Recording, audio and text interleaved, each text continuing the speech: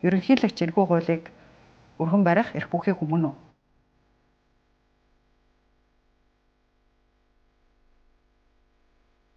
Та тэгэхээр хувь гишүүний хувьд энэ хуулийг дэмжиж байгаа юу? Дэмжихгүй байгаа юу? Би хэлц хэсгийг нь дэмжихгүй байгаа. Би ёс зүйгүй парламентыг дарахлах ёстой юу? Манайхаа хуулиа уншихгүй те. 2023 оны 5 сарын 3-нд ёс зүй гэж хуульчилсан шүү дээ. Тангаргаасаа нэцүүл хуулиар хариуцлага өргөж. Ямар хуулиар? Өөрөөхөөрөө байхыг чинь үндсэн хуулиар хамгаалаад өгсөн байхгүй. Ард түмний илч Эрдэнэдээ орохгүй байх тохиолдол чинь өөрөө зоригтойгоор, санаатаагаар тодорхой улс төрийн акцийн нэг хэсэг нь. Эргүүлэн татах гэдэг үгээ энэ хууль санаачлагч бүр аваа хийчих хэрэгтэй байхгүй. Тэгээд сонгуулаа хүлээлт 4 жил.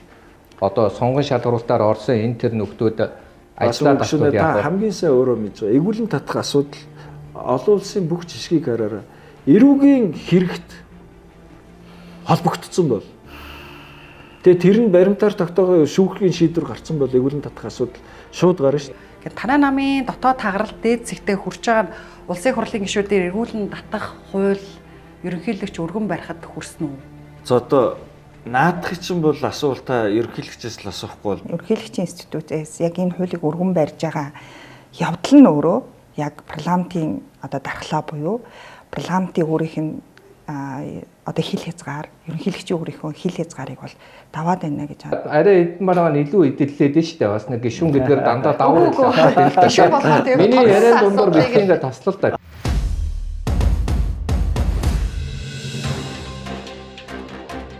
Үзэгч та бүхнийхээ өнөөдрийн амгалан айлтгахыг өрг хилцүүлгийн ээлжид шин дугаар хэлэхэд бэлэн болсон байна. Бид энэ удаа ерөнхийлөгчийн өргөн барьсан улсын хурлын гишүүнийг эгүүлэн татах хууль нь парламентын дархлааг сулруулах уу, бэхжүүлэх үү сэдвээр хилцүүлэг өрнүүлэхээр зочтой урьсан байна.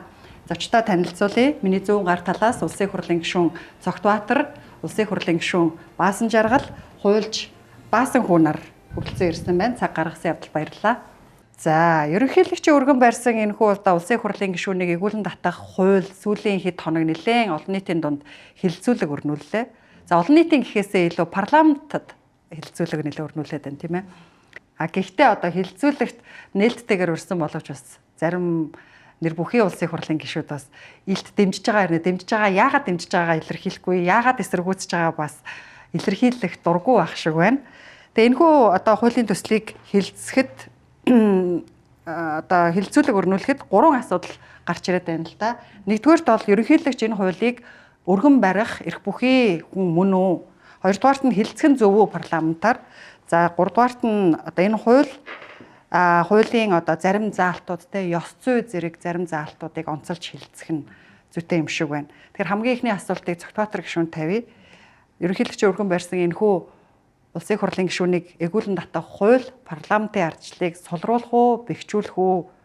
Ерөнхийлөгч энэхүү хуулийг өргөн барих эрх бүхий хүмүүн үү? тэгэхээр ер нь бол зөвхөн парламент юм биш. Аливаа нийгэм ёс зүйдээр оршин тогтнож байгаа шүү дээ. Одоо би гинт тань руу босч ирээл та ч надаас юм асуугаад байдаг хэн билээ гэд асуугаал гинт та одоо хаач ордонд явж байгаад надаас юм асуугаад явахад би зөвхөн хуулинд захирагдаж үг хэлээд байгаа биш. Би тодорхой одоо ёс зүйн хим хэмжээний хүрээнд өөртөө чи харьцаж байгаа үстэй. Тэр хаач бичигдээгүй байгаа ч гэсэн тэр ёс зүйд бид захирагдаж эмэгтэй хүнтэй жишээлбэл харьцагтай хүн илдэг хүндэтгэлтэй хандах ёстой гэж тэрийг хинч заагаагүй альч хуулинд бичээгүй гендрийн хуулиараа харин бүр эрх тэгшгээл яриад байхад хүндэтгэлтэй хандж байгаа үст. Тэгэхээр тэр ёс зүйн хим хэмжээ бол энэ нийгмийн альч салбарт байж байгаа. Тэгэхээр энэ өнцгөөсөө аваад үзвэл парламентын одоо гишүүнд хамаарах ёс зүйн асуудлууд зөндөө зохицуулагдаад орцсон байгаа ч гэсэн амьдрал дээрээ бас тэр болгон биелж гэнэ үү, биелэхгүй байна уу, олон нийтийн сэтгэлд хүрж гэнэ үү, хүрэхгүй байна уу? Энэ асуудал байгаа юу? Байгаа. Тэгэхээр энэ асуудлыг ямар нэгэн байдлаар боловсронгуй болгож шийдэх асуудлыг хинч гаргаж тавих хэрэгтэй шүү дээ. Тэрэн дотроо тааж тавих хэрэгтэй шүү дээ. Нэг парламентын дархлаар нөлөөлөхгүй гэж үү? Тий. Тэгэхээр өөрөөр хэлбэл тэр ёс зүйн хим хэмжээ бол байснаа ёс зүй байснаар парламент дархлаагүй. Тэгээ ёс зүйгүй парламентыг дархлах ёстой юу? Гэт ингээд ярихлаар ёс зүйн хэм хэмжээ бол заавал байх хэвээр. Тэн дээр энэ боловсронгуй болоод явах хэвээр. Энэ нь боловсронгуй болж байгаа нь харин ямар аргаар яаж хийгдэж байна? Айгүй олон гишүүдийн эсэргүүцэж байгаа нь энэ ёс суртахууны хэм хэмжээ чинь тодорхойгүй зүйлийг хэтэрхий хуульчлах гэдэг юм биш үстэй. Энийгээр дамжуулж гишүүдийг түүнээс гишүүд ёс зүйгүй бай гэж ярьж байгаа нэг ч гишүүн би сонсоогүй. Бүгдээрээ ёс зүй бол байх ёстой гэдгийг ярьж. Маш тодорхой бус ёс зүй гэсэн хэм хэмжээгээр гишүүдийг татаж унгаагаад байх юм шиг тэгэхээр тэр чинь хэр тодорхой байх ёстой бэ тийм ээ? Энэ юмнууд дээрээ илүү боловсронгуй одоо хандах ёстой, болгоомжтой хандах ёстой л гэдэг тухай ярьж байгаа болохоос биш ёс зүй байх юу эсвэл энэ дархлаа суллах уу юу гэдэг бол асуудал яригдаагүй шүү дээ. Та тэгэхээр хувь гишүүний хувьд энэ хуулийг дэмжиж байгаа юу? Дэмжихгүй байгаа юу? Би бол ингэж үзэж байгаа. Ийм хууль ерөнхийлөгч биш юм а гэхэд хэн нэгэн санаачлаад оруулж ирэх ёстой. Энэ дээр илүү боловсронгуй болгоод ажиллах ёстой. Гишүүдийн гол гаргаж ирж яриад байгаа асуудал чинь энэний цаан чинь ямар зорилго байгаад байна гэж байгаа болохоос биш. Ёс суртахуунгүй бай гэж би нэг ч гишүүн хэлээгүй гэж ойлгож байгаа. Тэгэхээр хэлцгийг бол дэмжиж байгаа гэсэн үг. Тий, ер нь энэ бол цаашаа яригадаад явах ёстой. Гэхдээ миний айгүй тодорхой хэлж байгаа юм их хурлын дархлааг хөндөж байгаа асуудал байх юм бол хасах юмнууд төр бол хайр найргүй хасах хэрэгтэй. Авах гэхийн ухаанаар тэнд жишээлбэл авах заалтууд байж байгаа байхгүй юу? Тэгэхээр авах заалтуудыг аваад хаях юмнуудыг бол бүрэн хайж болно шүү дээ. Их хурл хилцэл гэж байгаа болохоос биш. За дараагийн асуултыг Баасан Жаргал гишүүн тавья. Та энэ хуулийг дэмжиж байгаа болов уу дэмжихгүй байгаа бол? Би хэлц хэсгийг нь дэмжихгүй байгаа. Агуулга руу орохоосоо өмнө наана гэсэн үгтэй наадлын процесс буюу ерөнхийлөгчөөс яг энэ хуулийг өргөн барьж байгаа нь өөрөө үнцөлийн зөрчил гэж харж байгаа. Яагаад вэ? Одоо жишээ нь юм байгаад байгаа шүү дээ. Улсын хурлын гишүүд өөрөө өөрсдөө хариуцлага тооцоох тогтолцоо бүрдүүлэхгүй юм чинь одоо өөр хэн энийг өргөн барих юм бэ гэдэг нэг асуудал гарч ирээд байгаа. За, ерөнхийлөгч бол хувь хүний хувьд мэдээж энэ хуулийг өргөн бариагүй. Ерөнхийлөгчийн зүгээс гэж байгаа. Тэгээ манай улсын хувьд үндсэн хуулийн одоо засаглал хуваарлахын дагуу бид нар чинь маш юм эмзэг одоо ийм тархлаатай гэж би бол хувьдаа эмзэг гэдэг үгээр тодорхойлох гээд байгаа. Яагад гэвэл парламент өөрөө яг бие даасан хараат бус дээрэс нь өөр бусад институцийн нөлөөнөөс бага үйл ажиллагаа явуулах нь нөгөө дархлаа гэдэг ач өрсөөл юм гэсэн. Гэтэл ерөнхийлөгчийн институцээс нөгөө хувь хүн гэдгийг хэлээгүй ерөнхийлөгчийн институцээс яг энэ хуулийг өргөн барьж байгаа явдал нь өөрөө яг парламентын одоо дархлаа буюу парламентын өөрийнх нь одоо хил хязгаар ерөнхийлөгчийн өөрийнхөө хил хязгаарыг бол даваад байна гэж байгаа. За үндсэн хуулийн дээр бид нар 2019 онд үндсэн хуулийн нэмэлт өөрчлөлтийг оруулаад за тэр үед ч гэсэндээ нийгмийн хилцүүлэг зөндөө өрнөжсэн юу өрнөжсэн бэ гэвэл тухайн үеийн ерөнхийлөгчийн хувьд ч гэсэндээ бас тодорхой хэмжээгээр бүр ирэхээ хэтрүүлэх. За зарим тохиолдолд тэр нь маргаантай байх, зарим тохиолдолд магадгүй энэ шиг яг бүр ирэхээ хэтрүүлээгүй гэдэг. Одоо санаж ивэл жишээ нь тухайн үед шүүхийн үндэсний аюулгүй байдлын тухай хуулинд өөрчлөлт оруулаад үндэсний аюулгүй байдлын зөвлөлийн дүгнэлтээр шүүгчийг, прокурорыг буцаан татах тийм эрхийг хуулиар авч ирсэн. Авах гэж оролдож ирсэн. Тэгэхэд бол хуульчид жишээ нь жагсаал хийгээд, хуульчид эсэргүүцээд тэндээс шүүгч гэдгийг бол хасч ирсэн байхгүй. Тэгэхээр ерөнхийлөгчийн институт зүгээр ийм байж болох юм уу? Шүүх эрх мэдэл рүү ингэж халдаж болох юм уу? Парламент руу ингэж халдаж болох юм уу гэдэг ч зүгээр аяггүй том асуултын тэмдэг гэсэн үг тий. Тэгэхээр энэ асуудлыг бид маш болгоомжтой хандах хэрэгтэй. Тэгээд 19 оны нэмэлт өөрчлөлтөөр юу орсон бэ гэвэл зөвхөн энэ зүйл заасан хүрээ хязгаарын дотор ерөнхийлөгчийн санаачлах хуулийн асуудлыг оруулсан 2019 он. Тэгэхээр яг ерөнхийлөгчд олгосон тодорхой бүрийн эрхүүд байгаа. Тэр хүрээндээ хууль тогтоомжийг өргөн барина л гэсэн юм өөрчлөлтийг 2019 онд хийсэн. Гэтэл одоо бол ямар ч одоо юу гэдгийг ерөнхийлөгч ямар ч хууль санаачилж болно гэж орж ирж байгаа нь өөрөө болох юм уу? Үндсэн хуулийн дээр тэгж бичсэн юм уу? Тэ? Яг хуулиар энэ эрхүүдийг хязгаарлана гэдэг заалтаа байна шүү дээ. Тэрийг юу гэж тайлбарлах вэ гэдэг чинь айгу сонирм байхгүй.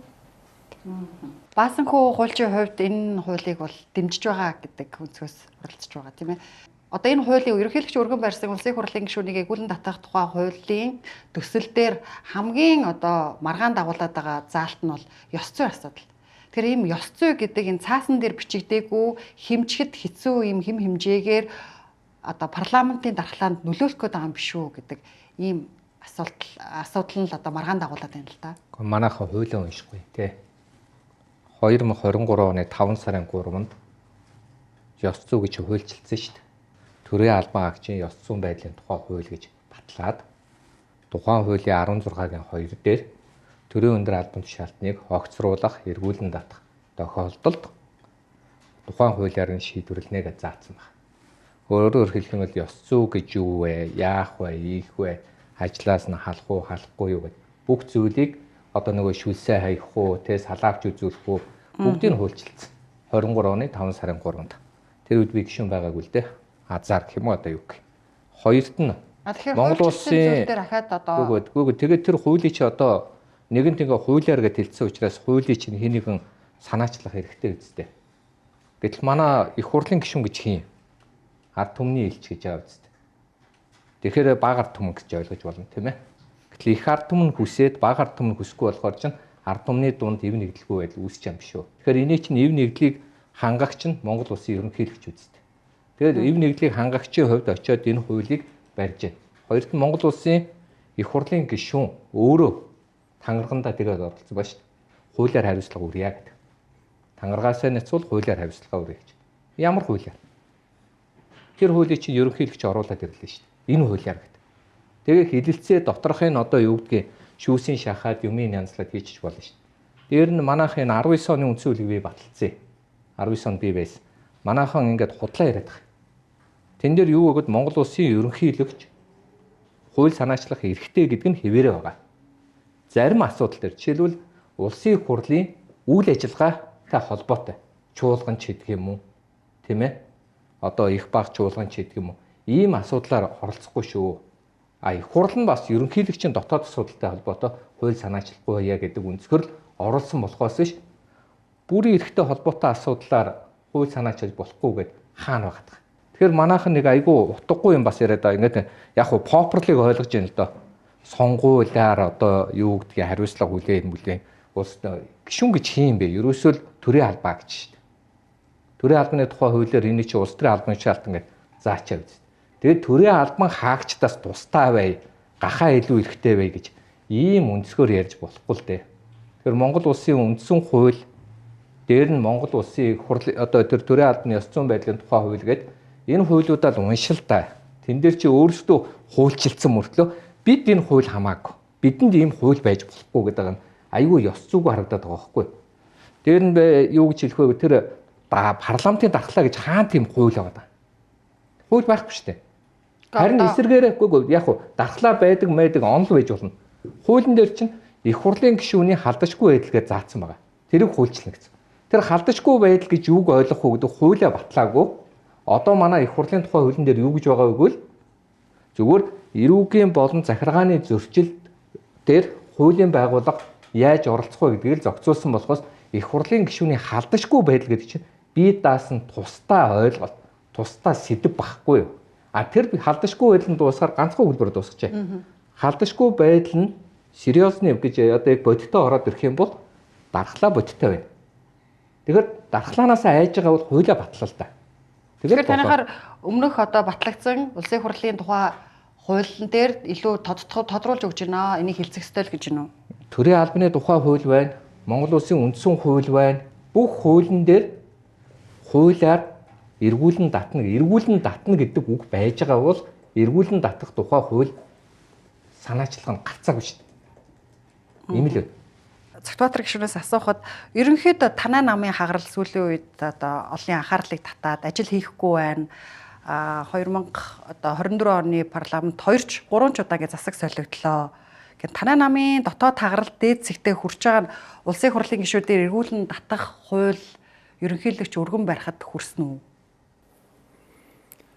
За одоо наадах чинь бол асуултаа ерөнхийлөгчөөс л асуухгүй бол би ерөнхийлөгчийн өмнөөс яагаад энэ хуулийг санаачлаа гэдгийг одоо жишээлбэл ийм нюансыг та нюанстай асууж штэ. Тэгэхэд ийм нарийн ямиг би тэр хүний өмнөөс бол хариулах нь өстой зохисгүй. Та өөрөө одоо сэтгүүлч олон нийтийн гишүүд үнэхээр ёс зүйгүй байна, ийм тийм байна гэдэг яриа бол манай намын та хамаагүй нөгөө намтай ч хамаатай энэ асуудал байнга яригдж байгаа шүү дээ. Тийм биз дээ. Бүр одоо хамгийн их яригдсан бүр манай намын биш өөр намын гишүүний асуудлаар хамгийн их ёс зүйгээд ярьж эхэлсэн биз дээ. Одоо энэ асуудлыг манай намтай би нэг намчрахж нам хамгаалахгүй шүү. Ингээр л нөгөө асуудал өөрөө унж эхэлж байгаа байхгүй юу? Яг одоо институт хоорондын эрх мэдлийн төлөв тэмцэл үргэлжлээд байгаа юм шүү. Хагаралтай асуудал байгаа юу вэ? Байгаа. Гэхдээ ямар ч одоо interest group гэж улс төрийн шинжлэх ухаанд ийм ойлголт байдаг байхгүй юу? Ямар ч хүмүүсийг одоо та бид нарыг нэг 10-20 хүнийг нэг өрөөнд оруулаад тавихад тэн дотор хэдийн хэсэг болоод хуваагдана. Энэ зөв тогтол байхгүй юу? 20 хүн 100% нэг үзэл бодолтой байна гэж байдаггүй. Энийг interest group formation гэдэг өөрөөр хэлбэл хүмүүс яг өөрөө ашиг сонирхол нь хөндөгдөж байгаа тэр ашиг сонирхлын бүлгүүдээс заавал саналыг авсан байх ёстой гэд ороод ирж байгаа үстэй. Тэгэхээр энэ тодорхой хуваагдал ерөөсөө аль ч юмд байдаг. Гэхдээ энэ бүгдийг одоо энэ болж байгаа хуультай ч юм уу бусад өөр энээс цааш гарах асуудлуудтай тэр болгон бас холбох хэрэггүй. Яагаад гэвэл энэ зүй тогтолцоо цаг үеийн л тэгж тааруу тий тэгж таарч байгаах нөгөө талаас энийг арилгах гэж намайг жишээлбэл 68-ын гишүүнтэй адилхан бодуулах гэж хүн оролдвол би үгүй гэж хэлнэ. Би өөрөөр л байна. Манай нам нэг нам болчлоогоо бүгдээрээ адилхан бодно гэж байхгүй шүү дээ. Тэгэхээр тэгвэл та энэ хуулийн төслийг хэлцгийг дэмжиж байгаа шүү дээ. Аль заалтууд нь одоо таны хувьд дэмжиж байгаа алийг нь одоо өөрчлөх шаардлагатай гэж үзэж байгаа. Одоо энэ жишээлбэл ёс зүй, эрдэс, санал хураах дээр бол ёс зүйг бол та дэмжихгүй байгаа юу? Үгүй эсрэгээр тий энэ ёс зүй хитрхи тодорхой биш. Энийг оруулахдаа наривчилж оруулах хүмүүсийн болгоомжилж байгаа хитрхи субъектив шин чанартай юмыг оруулах юм бол нэр даргаыг муухай харсан гэдгээр игүүлэн татах гээд байх асуудал үүсвэл яах вэ? Тэр чинь улаан цай тэр үгээр байхгүй штэ. Хууль чинь дандаа хэлэгдэхдээ зөв гоё хэлэгдэг боловч хэрэглэгдэхдээ өөрөөр буучиж болцшгүй тэр эрсдэл байгаа бол энийг заавал нэрээ зохицуулах хэрэгтэй. Энэ бол зайлшгүй. Жишээлбэл тэр эрдэсдэр гэхэд бид нар л гэхэд өөр талд гарцсан тэрнээсээ болоод хурлын эрдсэнд орохгүй жишээл зандар шатар даргаыг унаахж байгаа юунд оройжонго цогтоотор гишүүн одоо хуралдаа ирнүүгээл алах тавшаал байхад би орж ирээгүй штэ. Хамгийн түрүүн гарч ирээд би хэвлэлийн баг хурлыг наад чи үндсэн хууль зөрчихгүй зүйл шүү. Миний итгэл үнэмшилт юм байна. Би үндсэн хууль зөрчиж байгаа хуралд орохгүй шүү гэдгээл би хэлсэн байхгүй. Эрцгийг бол одоо тэгэхээр би орохгүй байхаар намайг дэмжихгүй байна гэсэн үг тийм. Яг гэвэл намайг тэнд орохгүй байх өөрөөхөөрөө байхыг чинь үндсэн хуулиар хамгаалаад өгсөн байхгүй. Ард түмний илч энэ хүн тэр өөрийнхөө сонгогчдын эрхийг хамгаалж өөрийнхөө тэр улс төрийнхөө үйл ажиллагааг явуулах боломжийг чинь надад олгоод өгсөн. Үгээ хэлэх дарагтай нийлэхгүй үг хэлэх эрх надад байж байгаа байхгүй. Одоо эрдэсдэр тэр санал хураалтан дээр бас айгүй эрсдэлтэй. Эрдсэнд орцсон бол би тодорхой ингээд асуудлуудаа харж агаад би эсрэг саналтай бол би тэнд орж суухгүй штэ. Миний санал автомат эсрэгээр гарч байгаа байхгүй. Тэгсэн биечлэн орно гэдэг байгаа байхгүй. Тэгэхээр би тэртээ тэргүй эсрэг өгж байгаа бөгөөд минийх тэр машинаараа эсрэг гарч байгаа юм дээр намайг орж эсрэг даргах гэдэг байгаа байхгүй. Тэгвэл одоо улсын хурлын зарим гишүүд бүр огт хуралдаа суудгүй гишүүд байна л да. Баттулга гишүүн байна тийм Монгол улсын ерөнхийлөгч асан. Тэгээд ийм гишүүд дээр жишээ нь ямар хариуцлага тооцоо? Гэхдээ энэ дээр чинь ажил хийнэ таны төлөөж их хурал цалин байлингийн хүртэл хасаад байгаа үстэй. Харин энээс болоод игүүлэн татныг бол наадах чи өөр асуудал байхгүй. Тэгээд цалин хариуцлага тооцох хэмжүүр болж чадах юм уу? Үгүй тэгээд улс төрийн сонгуулийн чинь үйл ажиллагаа өөрийн чинь парчгтай хүүхд шиг ингэж суулгаж байгаад арчилсан нийгэмтэй байна гэж байгаа бол та нэг битгэж шал өөр бид нарыг дараа нь ингэж дуудаж чадахгүй танд томроод хинч ирэхгүй чи надаас ингэ асуугаад байхгүй гэдэг нийгэмд орцсон байх шүү. Сонгогчд нь хэлээд байгаа байхгүй та нар ийм хүний сонгоод байх юм уу? Дараагийн удаа ирэхэд нь сонгохгүй буцаагаач тээ. Тим гишүүн байсан шүү дээ. Ирэхгүй байж байгаа. За би одоо энэ удаа ёстой хуралдаа сууна гэсэн чи сонгогчд нь одоо болио энэ удаа тэгж алдахгүйгээ сонгохгүй л байгаа үстэй. Тэгвэл энэ эргүүлэн татахтай үгээ авч хайх хэрэгтэй л дээ.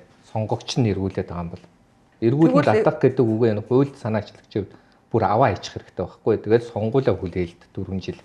Гүг эргүүлэн татах дээр тодорхой бүр хууль шүүхийн өмнөш төрийн албаны тухай хуулийн дээр маш тодорхой байж байгаа шүү дээ.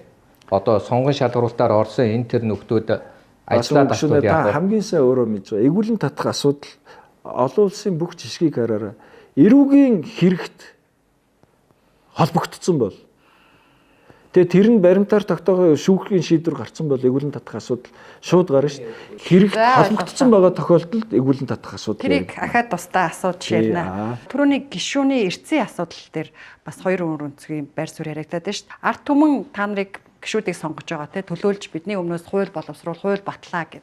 Гэтэл одоо 4 жил хуралдаа суухгүй ажил хийхгүй байх гэж үзнэ үстэй. Тим гишүүдэд одоо ямар хариуцлага тооцох хэвтэй. Би яг нөгөө гишүүний эрцийн тухай дээр цогтоотэр гишүүнтэй санал нэг байгаа юм. Эрцэндээ орох орохгүй чи өөрөө улс төрийн акцийн нэг хэсэг байгаа байхгүй юу? Эрцэндээ орохгүй байх тохиолдол чинь өөрөө зорилготойгоор, санаатаагаар тодорхой улс төрийн акцийн нэг хэсэг нь. Тэ бид нар одоо ийм улс төрийн акцууд зөндөл харж байгаа шүү дээ. Зарим тохиолдолд бол тэрийг жишээ нь ардчилсан нам зарлаж байгаа шүү дээ. Бид нар эрцэндээ орохгүй тий. Бид нар одоо их хурлын даргын асуудлыг хилцэж байна. Энийг хилцэх хүртэл бид нар эрцэндээ орохгүй гэд ингээд улс төрийн акц хийж байна тий. Нэгдүгürt энэ асуудал тий. За хоёрдугаар гэвэл яг зүгээр энэ өргөн барьсан хуулийн төслийн хүрээнд хүндэтгэн үзэх шалтгаангүйгээр гэдэг. Хүндэтгэн үзэх шалтгаангүйгээр ороогүй гэд. Эрцэн 30% хүрэхгүй. Тий 30% хүрэхгүй бол гэд 30% хүрэхгүй бол гэд. Тэгэд яг энэ асуудлыг харахаар бид нар амар тийм одоо юу гэдэм дээ нөгөө нэг 10 жилийн хүүхдүүдэд яг нэг сахилгын хариуцлага ногдуулж байгаа одоо сахилгын хариуцлага гэх нь хаашаа нэг юм хариуцлага руу бүр тэр төвшин рүү очиж байгаа нүр айг өргөнөр байгаа байхгүй. Тэ? Тэгээ энэ эрцийн асуудал, санал өгөх өгөхгүй асуудал, биечлэн физикли биечлэн саналаа өгөхгүйгээр явах уу, яах уу гэдэг асуудал чинь өөрөө парламентын дархлаа гэхээс илүү парламентын өөрийнх нь цэвэр дотоод зохион байгуулалтын асуудал. Цэвэр дотоод зохион байгуулалтын асуудал. Тэгээд энэ асуудлыг бид нар ингэж нөгөө нэг юу гэдэг юм дээ нэг юм яг 10 жилийн хүүхдүүдийг зохицуулах байгаа ийм асуудал мэтэр ингэж ярьж те бүр ингэж энэ нь өөрөө парламентыг байхгүй болгож байгаа дархлаа унж байгаа парламент айгу муухай болчлоо айгу муу болчлоо та нарыг төлөөлж чадахгүй ингээд шал хоёр өөр төвшний асуудлыг хооронд нь хольж яриад байгаа байхгүй. Тэгээ энийг бол баг ингээд зориуд нэг юм манипуляц маягийн юм яваад байна. Нэгжүүд ажилдаа ирэхгүй байвал гэрээ цуцалдаг. Гэрээ цуцлахад хүрдэг шүү дээ. Өөр хүн тэр ажлын байран дээр томилоход хүрдэг. Энд чинь өөрөө хөдөлмөрийн харилцаа л да. Яг хууль зүйн одоо харилцаагаар явах юм бол энэ чинь хөдөлмөрийн эрх зүйн харилцаа бол явчихна. Түрүүн бас үг гишүүнийг хууль хийсэн. Төрийн албан агчийн ёс зүйн тухай хуулийг баталчаад одоо юу яриад байгаа юм бэ гэд. Тэр төрийн албан агчийн ёс зүйн тухай хуулийн хэрэгжилтийн үнэлгээг өнгөрсөн жил парламентын судалгааны хүрээлэн хийсэн. Тэгээ хийхэд тэр хуулиар юу гарсан бэ гэвэл энэ ёс зүй гэдэг үгийг тухайн байгууллагын удирдлага, тухайн байгууллагын ёс зүйн хорон шийдэхдээ өөр өөрөөр тайлбарлаад байна.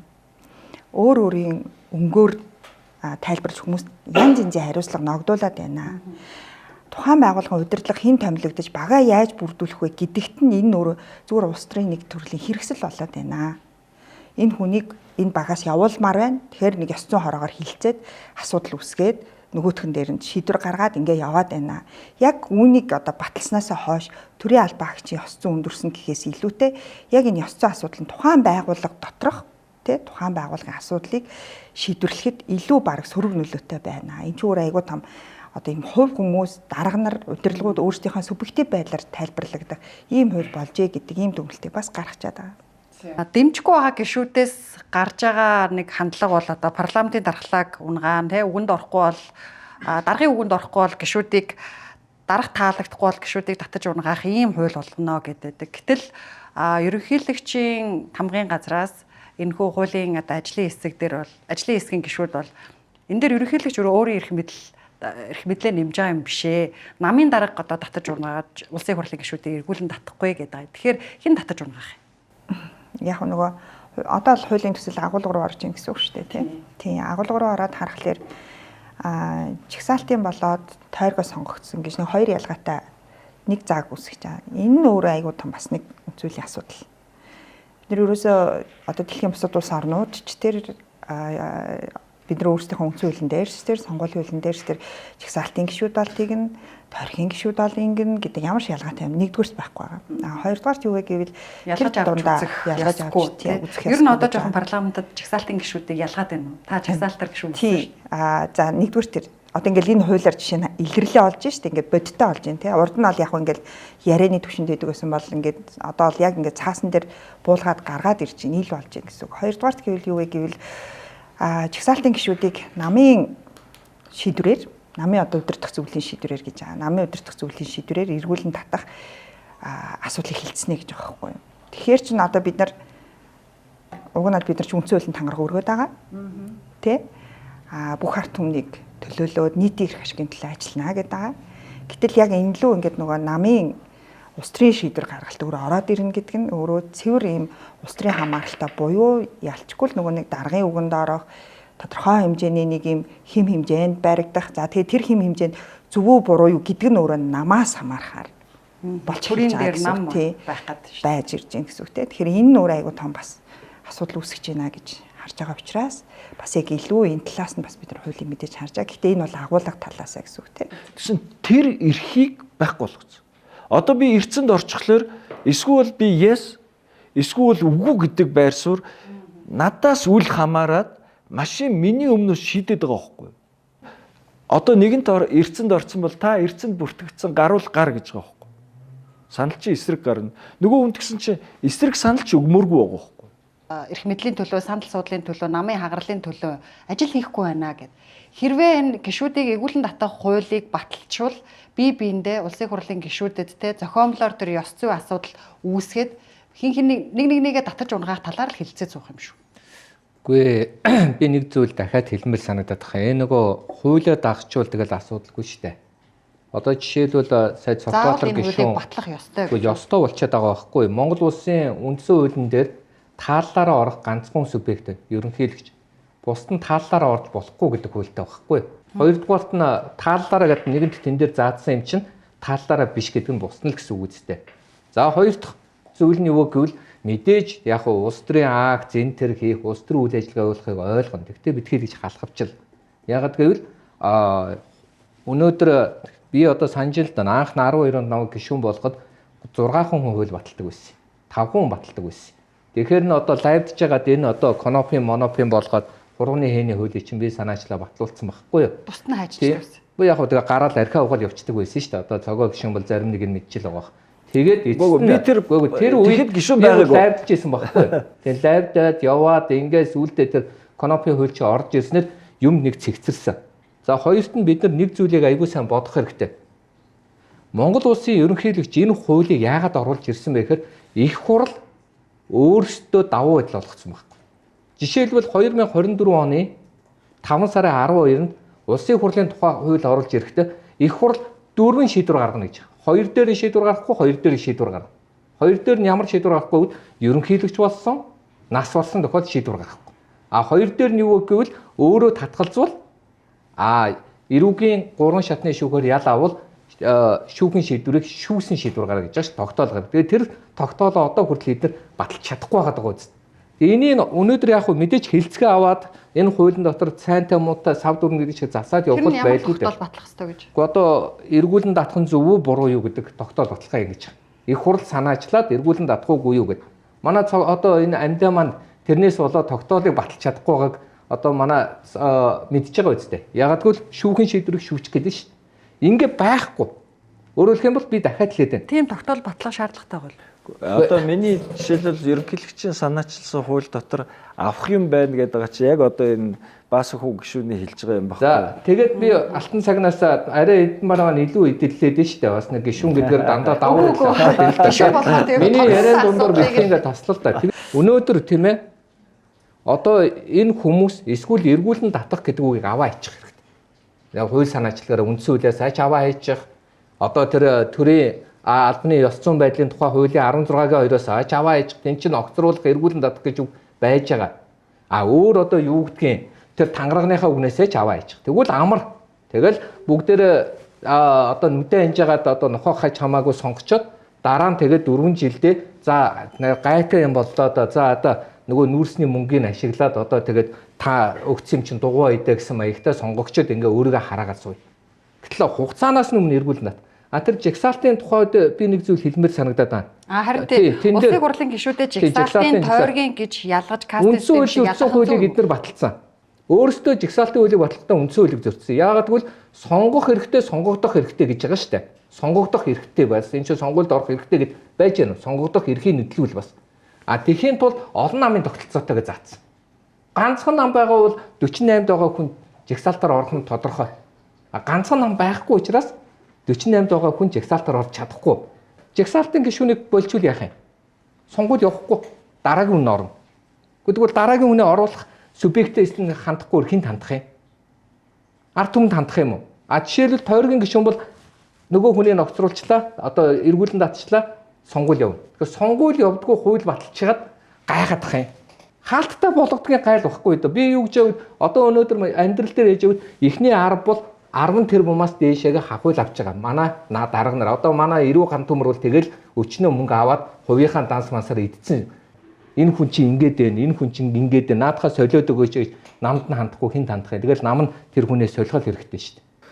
Эднэргээд та одоо бит хоёрыг энэ хүн чинь гишүүн болоогүй байсан тэр хуулийг баталгаад би хамгийн их эсэргүүцсэн гишүүн чинь байхгүй юу?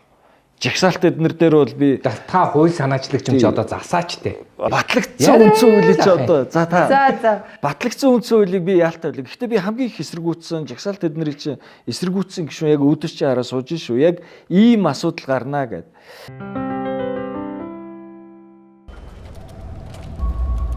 Хувийн санхүүгээ тэлэх хүсэл төрсөн юм биш үү? Хүлээх хэрэггүй. Хүснээ ав. Netpaid хувааж төлөх боломж бий. Ганцхан л товш. Гайх хэрэггүй. Хүссэн бараагаа худалдаж ав. Одоо харин хүслээ бод. Дижитал зээлийг цөөн алхмаа. Netpaid боломж бий. Бас нэг олон нийтийн зүгээс ярьж байгаа зүйл нь одоо улсын хурлын гишүүний халдашгүй бүрэн эрхийнхаа халахвчин дор одоо хийсэн хэрэгээсээ бултах те улсын хурл сууж байгаа 4 жилийнхаа хугацаанд хэрэг наймаалцах аюулгүй байдалд орогнох ийм асуудлууд үүсээд байна гэдэг. Тэгэхээр одоо энэ парламентод та нартай нэг ангийн жишээ нь Ардчилсан намын дамжны даваагийн цогтбаатар гишүүний уучлаарай. Даваагийн цогтбаатар гишүүний асуудлыг жишээ нь одоо яах юм? Дээд шүүхээс хэрэг нь тогтоогдчиход байдаг. Гэтэл гишүүнээс нь эвгүүлэн татаагүй юм л та.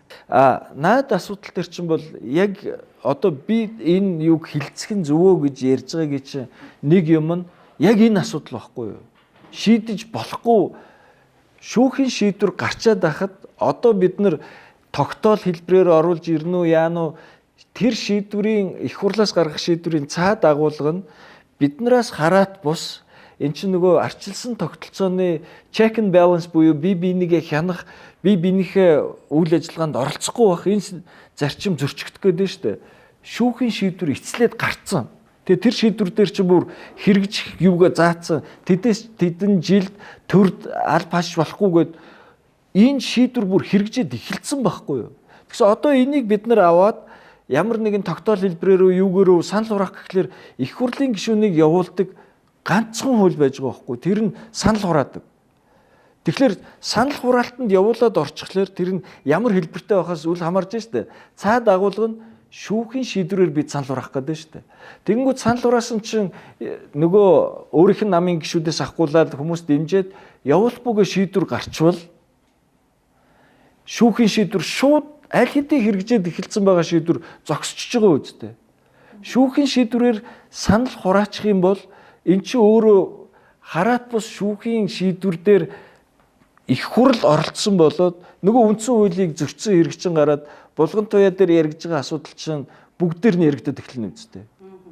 Тэгэхээр энэ хууль орж иржээж энэ шийдэгдэхгүй бол тийм учраас энэ хуулийг чинь авах юм байна гэдэг чинь энэ байгаа. Улсын хурлын тухай хуулиар засахгүй байгаа. Үндсэн хууль биш байхгүй. Харин тэрийг зассан хуулийг сая ерөнхийлөгч оруулаад ирсэн учраас би хилцгийн дэмжээд энд авах юмнууд байгаад байна гэдэг чинь энийг хэлээд байгаа байхгүй. Тэгэхгүй бол санал хураах болчиход байгаа байхгүй. Шүүхийн шийдвэр гарчаад байгаа юм дээр шүүхийн шийдвэрийг хэрэгжүүлэх үгүй юу гэж санал хурааж болохгүй болчиход байгаа үстэй. Их хурлын гишүүнийг игүүлэн татах тэрийг шийддэг ганцхан арга нь их хурл дээр санал хураах байгаа. Энэ 2006 оны хүртэл дээд шүүхийн ерөнхий шүүгч орж ирээд эрүүгийн одоо хэрэгт хүн холбогдсон байвал тэрийг уншаад автомат тэр бүх харилцаа зогсоод тэр хүн гишүүн биш болдог байсан байгаа байхгүй. Тэрийг хэн нэгэн захиргааны шийдвэр гаргаж зогсоодоггүй байсан байгаа. Тэгсэн энийг их хурлын гишүүд нэрээ өөрсдөө аваад өөрчилсөн байгаа. Тэгээ өнөөдөр санал хураадаг болчингууд яхааргүй үндсэн хуулийн ийм асуудал гараад ирсэн. Тэгсэн чи энэ дээр ерөнхийлөгч хууль санаачлаад оруулаад ирэхлээр би энэ дээр нь авах юм байна хилцээд хэрэггүйгийн тэр эргэлзээд байгаа юмнуудаа хайчих. Энэ хэрэгтэй юм авъя гэж байгаа чинь л энэ баггүй. За баасан жаргал гишүүнээс асуухад энэ гэмт хэрэг толбогдсон гэдэг ингээд дээд шүүхээс шийдвэр нь гарчихсан байгаа ийм улсын хурлын гишүүнийг эгүүлэн татах одоо хуулийн хэрэгжилт нь яагаад гацсан бэ? Энэ дээр таны байр суурь. Энэ бол гацалт гэхээс илүүтэй би бол улс төрийн хүсэл зориг байхгүй нь л гэж харж байгаа. Улс төрийн хүсэл зориг байхгүй нь гэж харж байгаа. Нам нь байгаа. байхгүй байна гэсэн үг. Тийм. Нам нь нэг судлаа хадгалах гэдэг. Нам нь нэг судлаа хадгалах гэдэг нүү ямар нэгэн тохиромжтой цаг хугацаа хүлээгээд нүү мэдэхгүй тэрийг бол ямар ч тохиолдолд шүүхийн шийдвэр биелэх ёстой. Тэ? Шүүхийн хүчин төгөлдөр шийдвэр биелэх ёстой. Шүүхийн хүчин төгөлдөр шийдвэр гарчаад байхад тэрэн дээр санал хураалт явуулна гэдэг өөр угаасаа байж боломгүй зүйл. Тэ санал хураалт явуулаад одоо шүүхийн шийдвэр хүлээн зөвшөөрөхгүй гэдэг санал хураалт болно гэсэн үг шүү дээ. Тэгвэл тэнд чинь би даасан хараад бус шүүх байхын хэрэг юу байгаа гэсэн маш том асуудал гарч ирнэ. Энийг бол одоо аль ч их хурлын дарга тий намын бүлгэрээ хоорондоо тий бүлгүүд хоорондоо яриад энэ асуудлыг бий шийдэх бүрэн боломж бол байгаа гэж харж байгаа. Нэг. За хоёрдугаарт гэвэл ямар хуулийн үндслийг авч шийдвэ? Үндсэн би өмөрөг шүү. Би шийдэхэд төлөө байгаа юм баггүй. Үндсэн хуулиа баримтлаад одоо процесс нь яаж явагдах юм бэ? Тэгэхээр нөгөө үндсэн хуулиа би бол үндсэн хуулиа баримтлаад үндсэн хуулийн дээр тэртээ тэргүй ял шийдгээд шүүхийн шийдвэрийг бүх хүн биелүүлэх ёстой. Хууль шүүхийн өмнө бүх хүн эрхтгийгч байх ёстой гэдэг зарчмынхаа хүрээнд их хурл бол энийг шийдэх ёстой гэж харж байгаа. Зүгээр үе үеийн парламентын дарга нар яагаад энэ дээр эсвэлдэл гаргав гэдэг бол миний хувьд зүгээр сонир тий. Түрүүний миний хэлдэг энэ хууль зүйн асуудал гэхээс илүүтэй энэ улс төрийн асуудал юм болов уу гэж би бол хувьдаа бол тэгж бодож байгаа. Хууль зүйн асуудал гэхээс илүүтэй. Нэгдүгээр тэр. За хоёрдугаарт гэвэл тэгэхээр их хурлын даргатай холбоотой асуудал. Их хурлын дарга гэхээс илүү улс төрийн намууд энэ асуудлаа яриад их хурлын түвшиндээ энэ асуудал дээр шийдлээ гаргаад явах бүрэн боломж нь байгаа гэж харж байгаа. Танаа нам 68 яг хуу танаа манай гэхээс илүү одоо чинь 5 нам байгаа даа шүү дээ. Нийлээд очиод тийм л юм бол юмаа батлаад дараагийнх нь. За дараагийнх нь хоёр дахь нэг зүйл нь юу байгаа вэ гэвэл энэ одоо бол жишээ нь Бямцагт дарга их хурлын дарга болмогцоо. Их хурлын энэ гишүүдийн ёс зүйн асуудал болоод хуралдаанд оролцохтой холбоотой, сахилга хаттай холбоотой гэд энэ асуудлуудаар хууль санаачлах гэж байна. Тэ?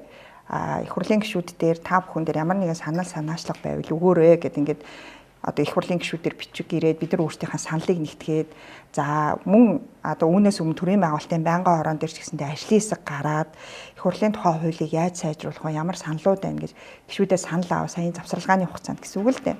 Санал аваад ингээд их хурлын тухай хууль болоод их хурлын дэгийн тухай хуулийн дээрээ өөрсдөө ажиллах хэрэгтэй. Парламентын өөрийнх нь бүр эрхийн асуудал байгаа. Тэгэхээр энэ хүрээндээ тодорхой хэмжээгээр энэ ажлууд бол явагдаж байгаа. Энэ хүрээнд ч гэсэн би бол одоо энэ асуудал ч гэсэн орж ирэх боломжтой гэж харж байгаа. Одоо цагдаатрах гишүүний тухайд гэсэн үг шүү дээ, тий. Энэ асуудлыг оруулж ирээд үнэхээр процесс нь тодорхойгүй учраас материалыг залтнаагаад энэ процесс нь тодорхойгүй гэдгээр шүүхийн шийдвэр биелэгдэхгүй байх нь өөрөө зөв үгүй юу гэдэг дээр гарц гаргалгаагаа олоод процессын хуулиараа бид нар шийдээд явах боломжтой гэж харж байгаа. Энэ дээр тэгэхээр энэ дээр бол би нөгөө байнгын хорон дээр ч хэлж ирсэн. Энэ бол их хурлын өөрийнхөө дотооддоо бүрэн шийдэх ийм асуудал руу ерөнхийлөгчийн институт битгий орооч. Энэ дээр нь их хурл өөрөө ажиллаад явах бүрэн боломжтой. Шинээр сонгогдсон их хурлын даргын хувьд энэ санаачлагыг гартаа аваад, энэ манлайлалыг гартаа аваад цаашаа энэ ажлыг үргэлжлүүлээд явах бүрэн боломж байгаа. Тэгэхээр одоо бол одоо улсын хурлын гишүүдийг эгүүлэн татах хууль нь байна штэ гэх. Хэрэгжилтэн дээр л жоохон юм процессын алдаатай байгаа даа.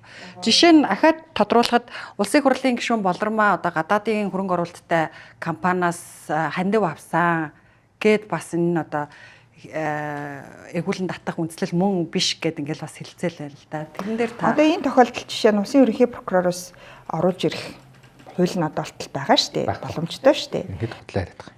Гэхдээ тэгж оруулж ирэл зөндөл гишүүдийн асуудал хилцэл татагдах нь үлдэх нь үлдээл явж л байгаа шүү дээ. Тэгэхээр тэр боломж бол байж л байгаа.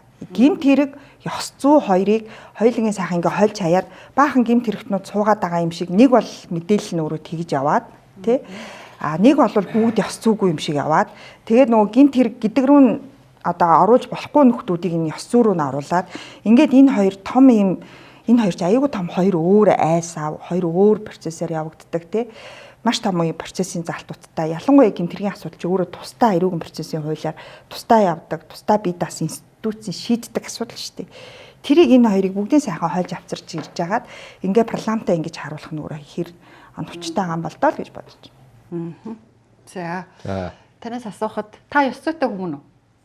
Миний ёс зүйтэй, ёс зүйгүй тэр бол ерөөсөө хэнд ч хамаагүй. Би Монгол улсын иргэн бөгөөд хэн нэгний өмнө тангараг өргөж үүрэг хариуцлага үлээгээгүй. Таны одоо ёс зүйтэй гэдэг хэм хэмжээ, ёс зүйн тухай таны ойлголт одоо баасан жаргал гишүүний ойлголт хоёр ингээд зөрөлдөг байхгүй юу? Тэгэхээр ингээд ёс зүйг яаж хэмжих юм бэ? Төрийн албан хаагчийн ёс зүйн байдлын тухай хууль гэж баталчаад юу яриад байгаа гэж л ойлгохгүй байна л да.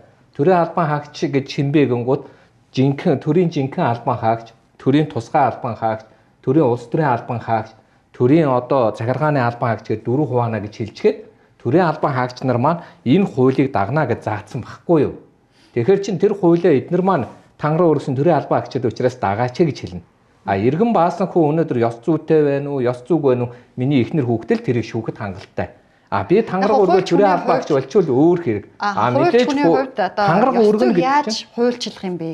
Хуульчилсан байгаа юм хуульчлах юм бэ гэдэг юм. Тэгээд хууль нь буруу хүчингү болголтой. Тэгээд хууль нь байна нэгдүгээр. За хоёулын дээр ёс зүйн талаар ямар байгаа шүү дээ. Энэ одоо би хуулийн А-ыг уншиж өгөх юм уу? Та тэр 2023 оны 5 сарын 3-ны өдөр баталсан төрийн албан хаагчийн ёс зүйн байдлын тухай хууль гэж байж байгаа. Тэрийг одоо унших хэрэгтэй. Хоёрт нь би нэг зүйлийг онцолж хэлмээр байна. Улсын хурлын тухай хуулийг 2024 оны 5 сарын 12-нд батлаад ингэж батлахдаа нөгөө төтгөлзүүлдэг заалтыг байхгүй болгоцсон. Одоо тэгэхээр тэр болормаач орж ирэх боломжгүй болсон гэсэн үг. Бүр хуулийн заалтыг нэлжээ. Улсын хурлын тухай хуулийг 41-7 дээр энэ хууль зааснаас бусад тохиолдлоор тийм ээ одоо тэр хүнийг баривчлах, хойрох, саадуулах тэр үдгийг шүүхэд өгөхийг хориглоно гэж заасан байхгүй. Тэгээд энэ хуулиас өөр тохиолдлоор гэдэг чинь хууль байхгүй болгоцсон гэсэн үг. За хоёрт нь эдгээр улсын хурлын тухай хуулийг оруулж батлахдаа дахиад тэр нөгөө 2024 оны 5 сарын 12-ны хуулийг оруулж батлахдаа улсын хурл нь 4 шийдвэр гаргана гэдгийн 2 нь өөрөө татгалзуул саналыг авна. А нөгөөх нь гэмт хэрэгт орвол одоо гэмт хэрэг хийсэн зөв буруу юу гэдгээр тогтоол батлана гэж бичсэн байхгүй. Тэгээд тэр тогтоол нь өөрөө үндсэн үйл зөрчиж байгаагаа бүгд мэдж байгаа учраас засах сонирхолтой нэг ч их хурлын гишүүн байхгүй байна. Уг нь хууль санаачлагч очиод тэр нөгөө заалтыг хүчингү болгочих юм бол маргаан байхгүй. Гэхдээ хин ч ингэж явахгүй. Яг гэвэл манай их хурл дотор маань 35 эрүүгийн хэрэгт яллагдагчаар давтагдсан хүмүүс байгаа. Одоо 6 нь орж ирэх гэсэн чинь энэ хууль нь гацчаад байна. Ийм асуудлууд байгаад байгаа байхгүй. Тэгэхээр би зүгээр хуульч хүний хувьд зөвхөн хуулийг ярьж байна. Хүн ярмааргүй байна. А миний ярьж байгаа тэр хуулийн үндсэн санаа бол ерөөсөө л энэ шүү дээ. Үндсэн хуулийн дээр 29 дээр тангараг өргөсөө. Тангарагаасаа нэцвэл одоо би хуулийн дагуу хариуцлага өрнө гэсэн. Өөрөөсөө эднэр маань би төрийн албан хаагч мөн гэд бас тангараг өргөсөө. Тэр чин төрийн албан хаагчийн тангараг мөн шүү дээ бас. Их хурлын гишүүн гэхээр тусдаа төрийн албан хаагч биш. Тэгээд би энэ төрийн албаны тухай хуулийг одоо тэр төрийн албаны тухай хууль болон төрийн албан хаагчийн ёс зүйн байдлын тухай хуулийг даган сахина гэд тангаргалцсан. А тэгээд төрийн албан хаагчийн ёс зүйн байдлын тухай хууль эдэнд үйлчлэе гэхээр тусдаа ёс зүйн байдлын хууль гаргаж гэх шиг. Ийм хууль байгаагүй ч гэх шиг. Ийм хууль байхгүй ч гэх шиг. Сүүлдээ бүр онгоо шиг юм ярьж байгаа энэ хууль нь айгүй тодорхой байт юм байгаа. Тэр хуулийн чинь би одоо А-гүй ямар нэг бүрчлэн уншаад өгөлтэй биш үү. Тэр ёс зүйн төрийн албан хаагчийн ёс зүйн зөрчил гэж юу вэ гэдээ бүр тодорхой. Хууль юм чинь тодорхой ч байгаа шүү. Тэгээ байгаа бол тэгвэл яах гэж юм бэ санаж ажил албан тушаалаа одоо та нар ингэ боддоо. Төрийн тусгай албан тушаалт нь журмын бус хүнтэй харьцуул яах юм? Одоо тогтоосон журмын бус хүнтэй харьцуул яах юм? Тухайн хүнд сануулах уу? Бүр шаардлагатай тохиолдолд хоомоо эднэр үнэн зөв бөглөж өгөх ёстой. Гэтэл хоом нь өөрөө үнэн зөв бөглөөгүй бол яах вэ? Эрүүгийн хариуцлагч татаж болох байхгүй. Тийм учраас тэр хуулийн дээр ганц үг харин буруу бичсэн байлаа. Тэрний үед өндөр албан тушаал гэж нэрлэсэн байлаа. Төрийн өндөр албан тушаалтнууд. Ерөнхийлөгч, ерөнхий сайд, их хурлын гишүүн, одоо дээд шүүхийн шүүгчнэр, одоо ерөнхий шүүгч эднэрийг оруулсан юм шиг. Тус тусын хуулийн дээр нь эргүүлэн татахын заагаад өгчөө гэсэн юм байл.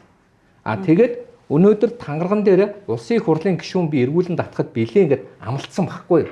За тэгэл одоо юм биш үү? Төрийн албан хаагчийн ёс зүйн байдлын тухай хууль гэж байгаа юм бол ахиж нэмж өгөх. Би одоо уншиж өгье доо. Тийм ээ. Үгүй.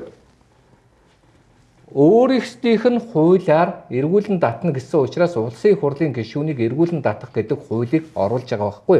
16-гийн 2 дээр А-ыг заачаад нь шүү. Төрийн өндөр албан тушаалтан өөрсдийнх нь одоо гэдэг нь их хурлын гишүүнийг эргүүлэн татах хуулиар эргүүлэн татна гэдээ 16/2-оор хуульчилсан багхгүй юу? 23 оны 5 сарын 3-ны өдөр. 23 онд чинь одоо ковид дууссан байсан л байлгүй дээ. Тийм би одоо тэр юу яач тэр би нөгөө надаар За ойлголоо цаг дууссан байна. за Цагбаатар гишүүнээс үргэлжлүүлээд асуухад зарим нэг одоо улсын хурлын гишүүдийг тэ сошиал хувийнхаа одоо сошиал хаяг дээр ёс зүгөө үг хэллээ тэргээд олон нийтийн зүгээс шүүмжилж байгаа тохиолдол гарсан. Хэрвээ жирийн иргэн тийм үйлдэл гаргавал одоо зөрчлийн ч юм уу тийм хариуцлага хүлээх үү? Үгүй зүгээр ёс зүйн энэ сошиалар нэг хараад ирүүл явж байгаа шүү дээ. Тэгээд ямар ч хариуцлага хүлээхгүй л байгаа үстэй. Тэр бол одоо таны ярьж байгаа гишүүний хувьд бол мэдээж гишүүн гэж байгаа болохоор хүмүүсийн хүлээлт тэрнтэй тэрнгүү ёс зүйн маш том нийгмийн дарамт ямар ч хуульгүйгээр өнөөдөр хууль тэр асуудал дээр ямар нэгэн хууль тэр хүнтэй яриаггүй сая ёс зүйн юугаар л орж штэ. Гэтэл жинхэнэ хэрэг дээр нөгөө нийгмийн ялангуяа энэ ёс суртахууны хим хэмжээ гэдэг чинь өөрөө бид нар хүн болгоных тодорхой хэмжээнд ялгаатай байж болно. Гэхдээ нийгэмд ерөнхий тогтцсон ёс суртахуун тэрэн дээрээ суурлаад ёс зүй өөрөө бий болцсон байгаад нь шүү дээ. Эн чинь бол бие даацсан институт байхгүй юу? Энийний дарамт бол маш том байгаа шүү дээ. Иргэд бол чи ийм том дарга болчиход яагаад ингэж байгаа ингээд. Нөгөө талаас би харин нэг зүйлийг хэлмээр байна.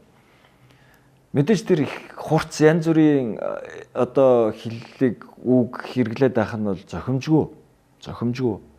Нөгөө талаас яг одоо нөгөө энэ баасан жаргал гишүүн эднэрийн ч яриад байгаа тэр ёс зүйн асуудал дээр бол ингээд хамаагүй хуульчлаад байх эрсдэлтэй шүү гэдгийн асуудал энэ харьцангуй бас ойлголт байхгүй юу. Тэгээ хувь хүний ёс суртахуунтай холбоотой асуудал энэ хоёроо хэдүүлээ ялгаж салгаад ярих хэрэгтэй шүү дээ. Энэ дээр чинь бол юу их гэмтэй гэхэлэр тэгж ярил тэр хүн чинь Монгол улсад ямар ч хор учруулаагүй шүү. Эрсдэл та тэгвэл шүү. Тэр хүн хүний л асуудал байж байгаа байхгүй. Тэгтэл би одоо шүүгээд байвал ямар эрсдэл гарах вэ? Тэгтэл би одоо өөр чинь Монгол улсыг харин ёстой хорлцоод байгаа хүмүүс зөндөө сууж байгаа шүү дээ. Зөндөө магтаад явж байгаа шүү дээ. Хүмүүс ингээд мэдхгүй хэвлэлээр зөндөө мөнгө төлөвлөсөн гой магтуулаад явж байгаа зөндөө улсууд авилгатай холбоотой. Тэгэл зөндөө биш дээ. Тэгтэл тэднэр лөө бол дарихгүй байгаа байхгүй. Тэр чин Монгол улстай өөрийнх нь сонгосон иргэд итгээд сонгосон иргэдтэй бол харин айхтар хор учруулчаад байхад энийг ярихгүй байгаа байж зүгээр тэр гэрт нь хулгай орсон хүн дург нь хүрнэ штэ. Тэгээ өөрийнхөө эмоцыг мэдээж тийм хурц зүгээр гаргаад хэрэггүй байсан байж болно. Гэхдээ тэр чинь адилхан бид нартай л адилхан хүн штэ. Одоо энэ дээр харин тэр хүний нэг сайн талыг дурчээ. Энэ их хуралд сууж байгаа хүмүүс чинь бүгдээрээ адилхан 0 ордог. Ханиа түрдэг. Тэ? Хаяа арх уучдаг хүн штэ. Тэр хүний эрх нь би юу тухай яриаггүй штэ. Одоо балмад үйлдэл гаргах тухай яриаггүй. Гэхдээ тэр бид нар адилхан хүн штэ гэдгийг тэр хүн бас хэлээд байгаа байхгүй юу? Би нэг лавшруулаад ингэ асууж байгаа. Тэгэнгүүт одоо зарим нь яаж байгаа гэхэлэр жорлонд ороод бийцдэггүй бурхан шиг ийм дүрсгээд хүмүүс тийм шаардлага тавиад бас тийм үнсгэлжингийн ертөнц өөртөө эхнээсээ хийгээд хэрэггүй штэ. Эн чинь яг гэвэл баг арт түмэн гэд нэртэй арт түмний тусгал штэ. Та нар ахаад энийгээр ингэж шүүгээд дахиад сонгуул явуулна дандаа л юм сонин гишүүн байгаагүй нэг парламентыг хэлдэ. Бүгдээр айгүй сонин гишүүдтэй байсан. Түрүүний асуултанд чинь энэ хууль гараад ирсэн байгаа шүү. За ойлголоо. 23 оны 5 сарын 4-ний өдөр. Доктор гишүүнээс лавшруулаад ингэж асууж нэгэн дэм ёс зүйн асуудал ярьсных. Одоо өмнөх парламентод гэх юм уу 20-с 24 оны парламентод тантай хамт одоо улсын хурлын гишүүнээр нэг танхимд ажиллаж исэн Пүрэв Дорж гишүүн гарчилсан намын согтуугаар тээврийн хэрэгсэл жолоодож яваа зам тээврийн осол гаргасан. Азар яг хүний аим эрсдэггүй, бэртэж гэмтээгүй ч гэсэн согтуугаар тээврийн хэрэгсэл жолоодож явсан нь одоо ёс зүйн асуудал мөн үү? Үгүй тэр чинь юу ёс зүй биш надад чинь хуулийн асуудал шүү дээ. Энийг ёс зүйгээр ерөөсөө ярихгүй. Надад чинь энэ дээр ямар нэгэн хариуцлага тооцох ёстой юу? Тэгээ тэр үедээ хууль хяналтын байгууллагууд нь би одоо энэ дээр хууль хяналтын байгууллагууд нь аваад шалгаал үзсэл байгаа шүү дээ. Би тэр хүний наад асуултаа холбогдох хүмүүсээс нь асуух хэрэгтэй. Би энэ дээр юу ярьж байгаа гэхээр хуулийн бол асуудлыг хинээс ч асуухгүйгээр наадах чинь сүхтүүгээр одоо тээврийн эрхсэл жолоодох гэдэг чинь өөрөө хуультай юм байна. Энэ дээр ямар ч ёс зүй 100 дугаар асуудал. Шууд хуулийн хариуцлагын асуудал яригдана. Тэн дээрээ шалгаад энэ дээр ямар нэгэн тэр хууль хяналтын байгууллага өөрөө шийдвэрлэл гаргасан байгаа. Би тэрний одоо өмнөөс юу хэлэх вэ? Баасан жаргал гишүүнээс асуухад одоо ингээд энэ ерөнхийлөгчийн өргөн барьсан улсын хурлын гишүүнийг эгүүлэн татах хуулийг хэлэлцгэл юм бол одоо бид те парламентын дархлаанд нөлөөлнө, сулруулна гэдэг. Яг яаж нөлөөлөх юм? Яг нөгөө би хамгийн ихний яриан дээр хэлсэн парламент ерөнхийлөгч ямар ч төрлийн хууль санаашиж болно гэж үзэх юм бол өөр дахиад өөр ямар асуудлаар ямар хууль те ямар одоо улаан шугамд авахыг бол таашгүй гэдэг байгаа байхгүй. Тэгэхээр нөгөө үндсэн хуулийн дээр чинь байгаа штэ. Зөвхөн одоо улсын хурлын гишүүн, улсын хурл ерөнхийлөгч хууль санаачлах хэрэгтэй. Гэхдээ хүрээ хязгаарыг нь хуулиар тогтооно гэд тэгээд тэр 19 онд орсон өөрчлөлтөөр зөвхөн энэ зүйл заасан чиг үүргийн хүрээнд л байна, ажиллана, хуулийн санаачлана гэдэг ийм залт орчод байгаа. Өөрөөр хэлбэл бидний өмнөх одоо алдаа оноо тий өмнөх үед гарч исэн өмнөх үеийн ерөнхийлөгчний гаргаж исэн асуудал нь юу вэ гэвэл яалчгүй энэ митингээд ерөнхийлөгч нь парламент нь засаглал нь засгийн газрын энэ институт зургийг халдж исэн удаа дараагийн үйлдэлүүд үеийн ерөнхийлөгчд гаргаж исэн учраас энэ хил хязгаарыг тогтоох энэ өөрчлөлт нь өөрөө 19 оны өөрчлөлт байсан байхгүй. Гэтэл тэрийг улам цаашаа амлиулаад явах байтал эсрэгээрээ ерөнхийлөгч ямар ч хууль санаачилж болно гэдэг нь өөрөө уучлаарай энэ ч үр засаглалын амар том аюул шүүл гэж хэлээд байгаа гэсэн. Тэгэхээр энд нэг юм асуудал гарч ийн. За Баасанхүү гишүүний хувьд бол ерөнхийлөгч энэ хуулийг оруулж ирж байгаа нь одоо засаглалын хувьд асуудалтай байна гэж тий. Та болохоор энэ хууль Баасан жаргал маань тэгж хэлсэн тий. Тий, та болохоор одоо улсын хурлыг эгүүлэн татах гишүүнийг эргүүлэн татах хууль байгаа. Тэрэн дээр одоо тэр хуулиа өөртөө батлах ёстой гэдэг байгаа тий. Гэхдээ энэ тэгэхээр ерөнхийлөгч оруулж ирэхгүй их хурл өөртөө хурлын гишүүд өөртөө санаачлаад энэ ёс зүйн хэм хэмжээгээ илүү наривчлах бол эргүүлэн татах хуулиа наривчлах болох юм уу? Гэхдээ ерөнхийдөө хуулийг тэр санаачлна, энэ санаачлна гэж байхгүй шүү дээ. Хуулийг хинт санаачилж болно. Хинч гэдэг нь юу вэ гэвэл үндсэн хуулийн дээр заасан субъект биш. Засгийн газар санаачилж болж байна. Ерөнхийлөгч санаачилж болж байна. Их хурлын гишүүн санаачилж болж байна. Зөв биз? Тэгээд өнөөдөр юу вэ гэвэл ерөнхийлөгч санаачилчихааргүй биш санаачлаа л да. Та яагаад санаачлаад байгаа гэдэггүй. Тэгээд санаачлаач дээ. Тэгэл зэрэгцээл хэлцээл явж болно шүү дээ. Өнөөдөр янз бүрийн хуулийг одоо чинь эдийн засгийн эрх чөлөөний хууль гээл ардын намынхан одоо юу гэдгийг засгийн газрын чөлөө санаачиллаа гингүүт манай бас намынхан санаачиллаа гэл тэгэл одоо хамт хэлцээд явж л байгаа. Энэ бол зүгээр байдаг л асуудал. Энэ зүгээр шалтгаан тоочих хэрэггүй. Харин би нөгөө хууль дээр ингэж хэлэх гэдэг нь манай их хуралд чинь бүтэц байгаа шүү дээ. Одоо энэ ёс зүйдэр холбоотой одоо асуудлыг шийддэг дэд бүтэц байгаа. Гэтэл тэр маань энэ дээр ингэж яагаад гэвэл хууль байхгүй байсан бол тэр ёс зүйн дэгийн дэд хороо юм уу байнгын хороо юм уу тэр нь ажиллахгүй шүү дээ тийм ээ. Хуучин байнга орос. Гэтэл тентэр маань ямар шийдвэр гаргаж байвал гомдол гаргагчид олон нийтийн өмнө уучлал гуйхыг үүрэг болгоно гэж. За энийг эдгээр хэрэгжүүлдэг. Өөрт нь ганцаарчилсан хэлбэрээр сануулдаг. За энийг хэлчихэж байгаа. Байгууллагын албан агчдын өмнө нээлттэй сануулах гэж энийг хэлчихэж байгаа. Дараа нь 16-1-4 дээр бүр болохгүй төрийн албанд тухайн одоо албаны тухай хууль заасны дагуу төрийн албанаас халах гэж байгаа. Тэгэн гутаа 16-2 дээр төрийн өндөр түүнтэй адилхан албан тушаалтныг ёс зүйн зөрчилтөнд холбогдуулан огцруулах, эргүүлэн татах асуудлыг холбогдох хууль заасны дагуу шийдвэрлэнэ гэж. Холбогдох хууль нь байхгүй байгаа учраас холбогдох хуулийг оруулж ирсэн байхгүй юу? Энэ 16-гийн 2 дээр. Манайхан яагаад энэ холбогдох хууль орж ирсэн бэ гэвэл одоо жирийн хүнийг бол за чи ард түмнээс уучлал гуйлахгүй. Сая одоо нэг нөхөр яалаа да төрийн байгууллага төр шийсэн штэ. Хөөрхий зайлвал тамлагдсан. Яасан бэ гэвэл шийснээсээ болоод тийм ээ олон нийт доромжилсан, гутаасан нөхрийг бол ажлаас нь халсан халаа зогсохгүй захиргааны арга хэмжээ 30 хоног баримтлагдсан 20 хоног хөдөлмөр хийж байгаа. Монгол улсын үндсэн хуулинд хүн бүр хууль шүүхийн өмнө тэгш хэрэгтэй гэж байна шүү дээ. Хүн бүр эрх зүй итгээд гэж. Хүн бүр гэдэг нь их хурлын гишүүн ч орно, иргэн баасан хүч орно. Тэгэхээр иргэн баасан хүү нэг төрийн албанд орцоход тийм ээ тийм муухай үйлдэл хийгээд ёс зүйгүй үйлдэл хийгээд нийгмээрээ гадуурхагдаад тийм ээ одоо юу гэдэг хамгийн муугаар хэлүүлээ бүр албадан ажил хөдөлмөр хийлгээд ингээд одоо шийтгэл амсч болж явахад их хурлын эрхэм гишүүд бүр зарим нь бүр тэгж хэлж шээ. Тангараг чи ямар хамаатай вэ? Тангараг юу гэсэн үг вэ? Субъектив штэ гэд. Ингээд тангарагаас нь няцвал хуулийн хариуцлага хүлээнгээ заасан тангарагаас нь няцна гэж юу вэ гэдгийг энэ хуулиар тодорхой таныхаар яг юу гүшөө одоо хуульчилмаар байна, хууль нь тодорхой оруулмаар байна гэж байгаа. Үгүй тэгээд харин хэлээд байна л да. Одоо манай эрхэм гишүүд тийм ээ би ч өөрөө гишүүн байсан мэдлгүй яхав да. Эрхэм гишүүд өнөөдөр одоо хуульг болцсон. Яа гэмт хэрэг хийгээд тийм ээ одоо эрүүгийн хариуцлага тогтоогоод одоо ингээ 3 шатны шүүхээр ял авцсан байсан ч одоо тэр хүнийг шийтгэх боломжгүй хуульг болцсон байгааз. Энэ одоо хүн алдаад ороод ирсэн бол адилхан гэсэн үг шүү дээ.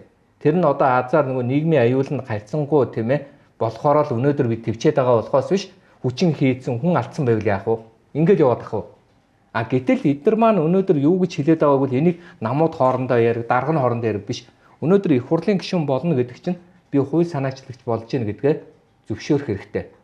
Төрийн албаагч болдсон гэдгээ хүлээн зөвшөөрөх хэрэгтэй.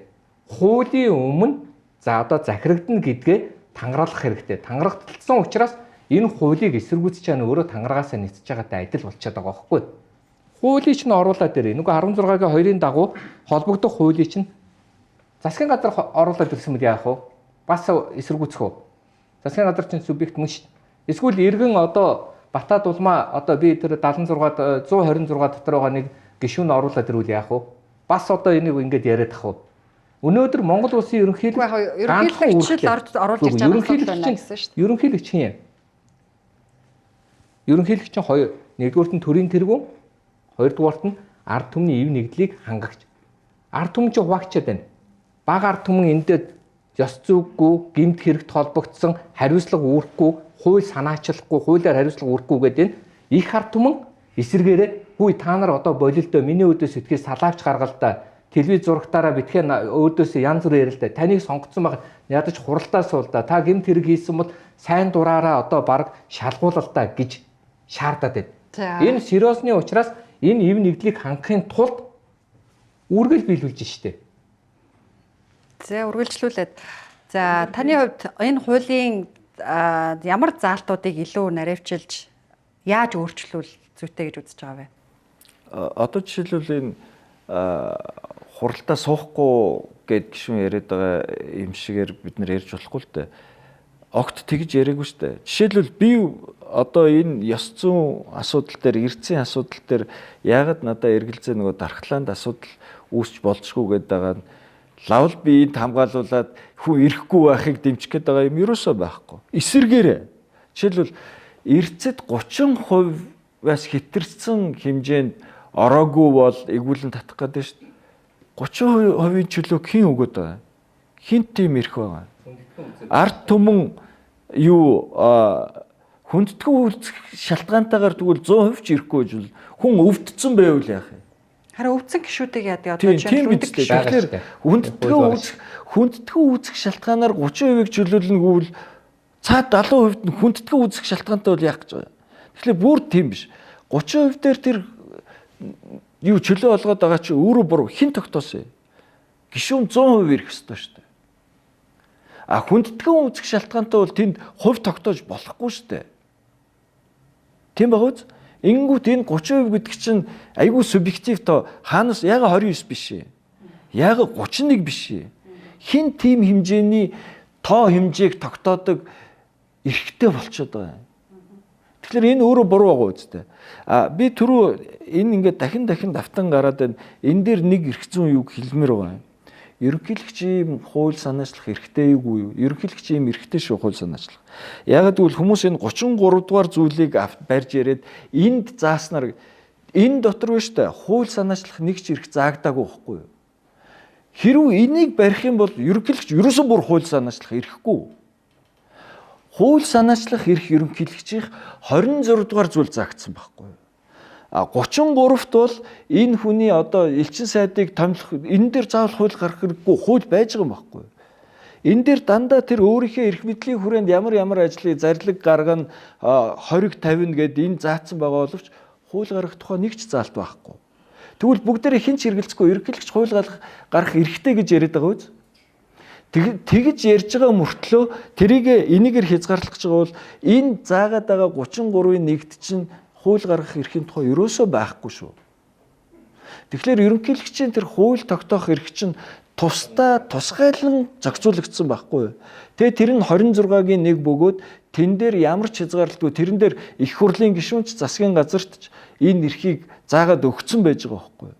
Тэгээ тэр юугээрээ бол энэ эрх нь нээлттэй. Ерөнхийлөгчийн хууль санаачлах эрх. Нөгөө талаасаа энэ дээр нэг логикийн эрсдэлтэй юм гараад байгаа. Би тэрнээс болгоомжилж байгаа.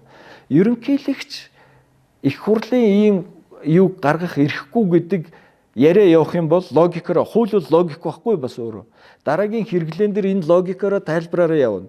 Тэгвэл их хурлын гишүүд ерөнхийлөгчийн хуулийн санаачлаг гаргах эрхгүй болох нь шүү дээ. Тэгвэл ерөнхийлөгч өөрийнхөө талаар хууль гаргах хэрэгтэй болох уу? Тэгвэл ерөнхийлөгч би хаан болно гэж хууль оруулаад ирвэл бид тэр дээр дуурах эрхгүй байх уу? Тэгэхээр энэ нөгөө харилцан check and balance буюу системийн харилцан тэнцвэр. Харин тэр ерөнхийлөгчийн зөвлөх бол буруу ярьж илээ. Ерөнхийлөгч их хурлыг хянах хэрэгтэй. Тэр бол шууд буруу байж болохгүй юм ярьж байгаа байхгүй юу? Энд чинь тэгж ярил харин парламентын засаглалтаа орон энэ дээр хинч эргэлзэхгүй байгаад байгаа. Ерөнхийлөгч харин их хурл дээр орж ир тайлан тавина үгэхээс их хурл ерөнхийлөгчдөр орж тайлангаа тавьдаг юм байхгүй байхгүй юу? Харин системийн хоорондын тэнцвэрийн асуудал гэдэг бол бие биентэйгээ холбогдсон хуулиудыг санаачлаад явах тэр боломжууд бол байгаа. Тэгээ нэгэнд хууль санаачлах эрх өгсөн байгаа бол. Тэгээд тэр хуулиар зөвхөн тэр эрхийг хязгаарлана гэдэг чинь жишээлбэл засгийн газар дээр төсвийнхээ хуулийг өөрөө гаргах эрхийг олгоцсон байна шүү дээ. Тэр бол наривчлаад хуулиараа заагаад өгчөж байгаа. Тэгээ энэ юмнуудаа бид нар яахгүй бол эсрэгээрээ энийг нэг өдөр нэг эрх мэдэлтэй айгүй их бэр суудсан ерөнхийлөгч их хурл та нар миний хуулинд оролцох эрхгүй шүү дээ гэж сууж байвал байдал эвгүүтэх байхгүй юу? За. Ерөнхийдөө бидний яриа хэлэлцэх цаг бас өндөрлж байна. За баасан жаргал гишүүний хувьд бол одоо бүр хэлэлцэж болохгүй гэд хэрвээ хэлэлцчихвэл одоо ямар нэгэн давмгай байдлаар те бидэнд нүдэнд үл харагдахгүй одоо дарамт шахалтаар энэ хуулийг баталчих үү гэсэн эмээлт байгаа даа. Яг уу би нөгөө хоёр талын байр суурийн хоёр талд оролцож байгаа гишүүдийн тий санал дээр нэг жижигэн хязгаалт хийх зүг байх гэж бодож байна. Нэгдүгээрт ямар ч байсан бас хүү гишүүний үед одоо гэмт хэрэг үлдэж байгаа хүн хүчингээр үлдсэн хүн алсан хүн одоо энэ цуугаад байвал яах юм гэж байна тий. Их хурлын тухай хуулийн дээр тэр заалтанд байгаа. Улсын ерөнхий прокурор оруулж ирдэг заалтанд байгаа. Гэмт хэрэг тогтсон бол 45 дээр байж байгаа. Тэгээ би бүр ингээд амар аюу сайн ингээд нэг юм 45 дээр яагаад ийм одоо тэртээ тэргүй байгаа заалтыг юусаа байхгүй тэнд ингээд юусаа гэмт хэрэгтэй орж ир суухад яахчгүй юм шиг яагаад ингэж худал мэдээлэл өгöd байгааг юусаа ойлгосонгүй. Тэгээ одоо хэд дахин хууль харлаа байж лээ.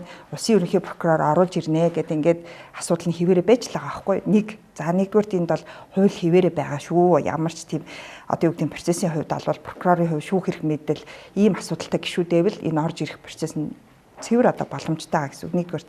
За хоёрдугаар түрүүнд хэлсэн хэрвээ ерөнхийлөгчийн хувьд бол ямарваа нэгэн байдлаар хууль санаачлах эрхийг хуулиар хязгаарлаагүй хин ч ямар ч хуульд оруулж ирж болно гэж. Жишээ нь их хурлын гишүүнийг хууль санаачлах эрхийг нь дахиад хязгаарлалцсан байдгийг. Хэдийгээр хууль санаачлах эрхтэй ч гэсэн би жишээ нь эрүүгийн процессын хуулийн шинжилсэн найруулгыг санаачлах эрх надад байхгүй. Иргэний процессын хуулийн шинжилсэн найруулгыг санаачлах эрх байхгүй. Энэ зөвхөн засгийн газар байна гэд. Ингээд засгийн газрын хувьд хууль санаачлах эрхтэй ч ямар тохиолдолд ямар нарийн хүрээ хязгаарыг баримтлах вэ гэдэг нь өөрөө дахиад бусад хуулиудаараа байгаа. Энийг бид нар мөрдөх ёстой. Их хурлын тухай хуулийн дээр их хурлын тухай хуулийн 36-гийн 1 дээр улсын хурлын үйл ажиллагаа хуралдааны дээгтээ үйл ажиллагаа таслал тавиад хуралдааны дээгтээ холбоотой хууль тогтоомжийн төслийг зөвхөн улсын хурлын гишүүн санаачлах ба бусад хуулийн төслийг өргөн мэдүүлэх улсын хурлаар хийлцэх баталгаатай дагалдах хэлбэрээр их хурлын тухай хуульд өөрчлөлт оруулахыг хориглоно, дэгийн хуулинд өөрчлөлт оруулахыг хориглоно гэдэг ийм залт байна. Тэгээ яагаад энэ нөгөө хил хязгаар шугамаа, улаан шугамаа бүгдээрээ тохиролцож татчаад энийг одоо ингээ бүгдээрээ давж алхах тухай яриад байгаа юм байл гэдэг нэг юм асуудал гэсэн үг те. Хоёр дахь гэсэн үг. За гуравдугаарт бол дөрөв хэллээ. За хилцэх хэсгийг дэмжиж явлаа гэхэд дотор нь засвар оруулах чачтай гэдэг байгаа байхгүй. Мэдээж одоо энэ бол мэдээж одоо юу гэдэг дэмжих хэсгийг явуул тэгэл дахиад процессын дагуу явна. Тэ? доторх үг үсэг засвар янз бүрийн юм дээр их хурл өөрөө ажиллаад явна. Гэхдээ түрүүний миний хэлжсэн тэр их хурл ерөнхийлөгчийн институцийн энэ хүрээ хязгаарыг яах юм? 2019 оны нэмэлт өөрчлөлтөө яах юм? Зөвхөн энэ зүйл заасан чиг үүргийн хүрээнд гэж байгаа байхгүй. Тэгээ нөгөө онлын одоо юу гэдгийг сурах чиг ном зохиолууд дээр манай эрдэмтэн судлаачид ч гэсэндээ олон зүйл төр хэлсэн байд. Ерөнхийлөгчийн эрхийг тодорхой хэмжээгээр хувь санаачлах эрхийг тодорхой хэмжээгээр хязгаарлагдах нь зөв.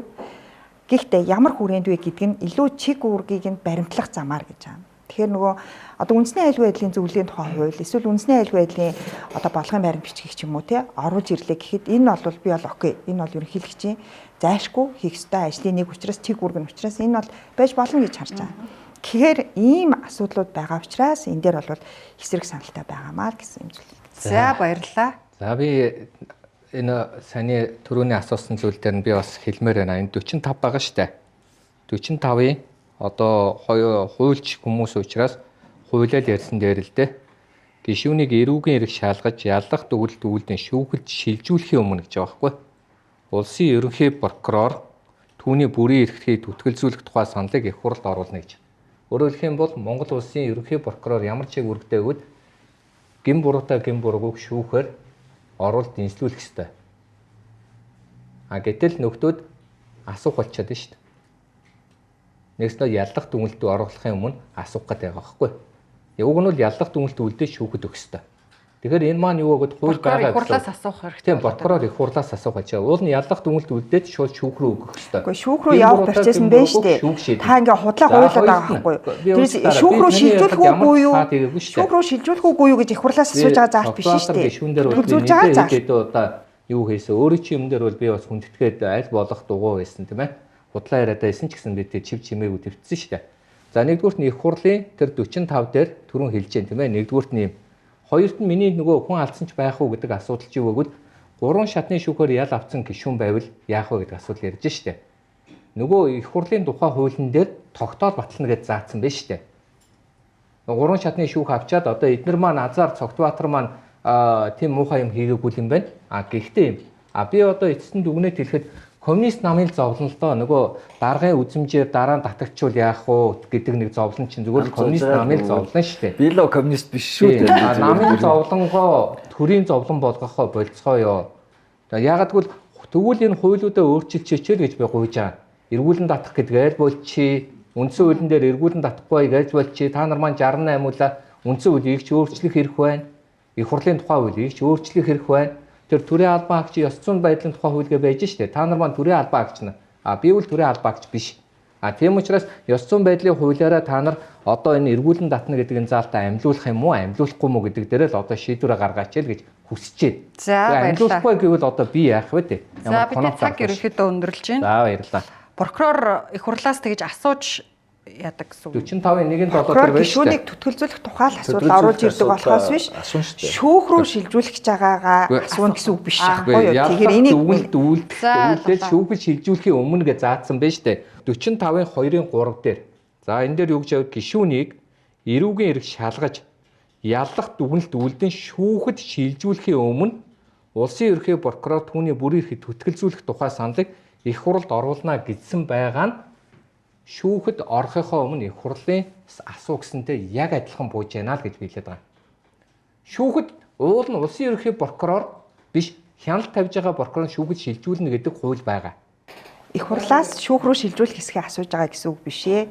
Тэр гишүүний ийм хэрэг ингэж явж гин бүрийн эрхийн төтгөлзүүлэх хэсгийг нь их хурлаас асууж байгаа гэсэн. Тэрнээс шүүх рүү шилжүүлэх хэсгээ ерөөсөө их хурлаас асуухгүй. Эрх зүйн позитивизм гэж байдаг байхгүй юу? Одоо сая баасан хүн гишүүний яг хэлсэн үгийг та нар үгээр нь ягаараа.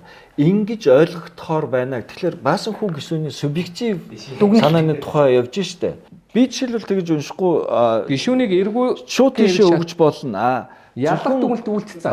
Юу төдөлзүүлэх асуудлаа оруулж ирээ. Тэгээ яагаад гишүүд хариуцлага хүлээгээд өмнө нь хүлээж болоод байсан энэ дээр болохгүй болчиход байгаа чи төдөлзүүлээ шүүхт оруулаад тэнд ял уншчихлаэр нөгөө хүн чинь нөгөө юу халдшгүй ирэхгүй байгаа учраас ял хэрэгжээд яваад болоод исэн байхгүй.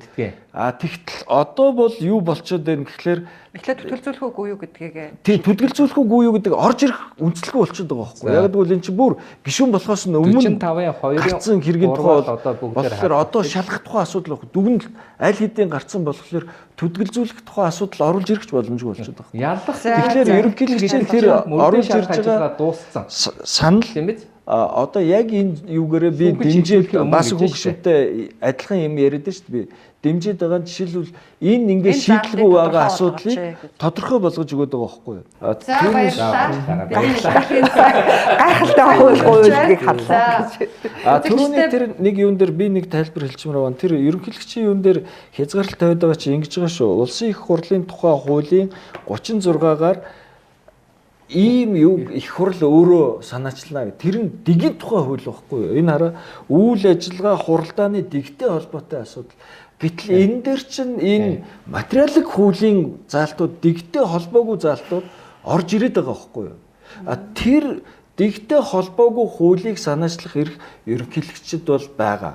Энэ дээр давхцаж дэгтэй холбогдож юм заалтууд ороод байгаа нь надад эргэлзээ байна гэж би одоо бас жаргал гişнтэй энэ адилхан яриад шүү дээ. Жишээл тэр 30% дээр гэдэг чинь нэр яг дэгийн одоо хурлын дэг эрт санал хураалтын тухай асуудлууд орж ирээд байна шүү дээ.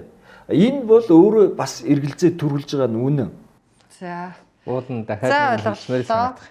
За баярлалаа. Үзэгчтэй өрг хэлэлцүүлэг өнөөдөр ерөнхийлөгчийн өргөн барьсан улсын их хурлын гишүүнийг эгүүлэн татах тухай хуулийн төсөл нь парламентын дархлааг сулруулах уу бэхжүүлэх үү сэдвээр хэлэлцүүлэг өрнүүллээ. Зочдоо дахин танилцуулахад улсын их хурлын гишүүн Цогтбаатар, улсын их хурлын гишүүн Баасан Жаргал, хуульч Баасан Хүүнаар оролцлоо. Бидэнд анхаарлаа хандуулсанд баярлалаа. За баярлалаа.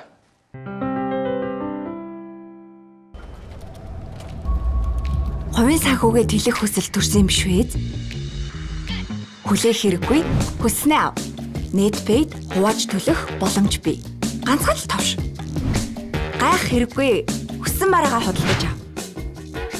Одоо харин хүслээ бод. Дижитал зээлийг цөөн алхмаа. Netpay боломж бий.